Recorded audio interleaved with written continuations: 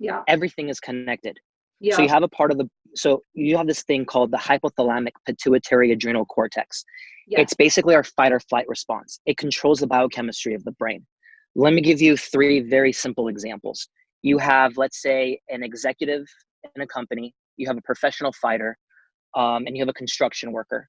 All 3 are in let's say, a crowded room, and there's a loud sound. Just think of a very loud banging sound. Yeah. You have the executive who immediately falls to the floor and covers up.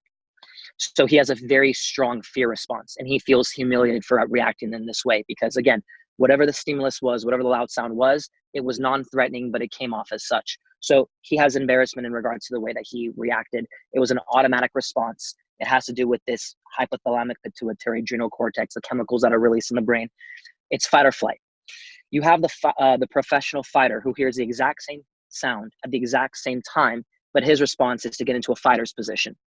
Again, we can kind of understand where that's coming from. It's not necessarily a fear response. It's more, there's a lot of adrenaline being released, norepinephrine, epinephrine, increased levels of cortisol and just adrenaline, basically. And again, he feels humiliated by his reaction because the room is crowded. He's unhappy with how he reacted to that stimulus. And then the third individual, you have the construction worker who basically does nothing. So what was going on in his brain? Pretty much nothing. His baseline has been status quo. Yeah. Again, when people are in construction, they're constantly surrounded and exposed to loud sounds that come from surroundings that are, you're not prepared for. So through exposure to this, we become desensitized.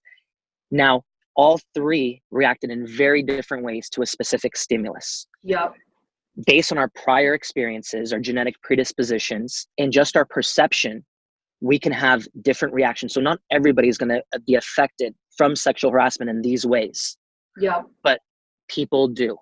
Some people may not have any of these, but like, for instance, fear. It is absolutely appropriate to feel fear going back into an environment. It is absolutely appropriate to have anxiety, but not everybody is, again, going to have these experiences. It really has to do with the individual and how they react. What is their life experience?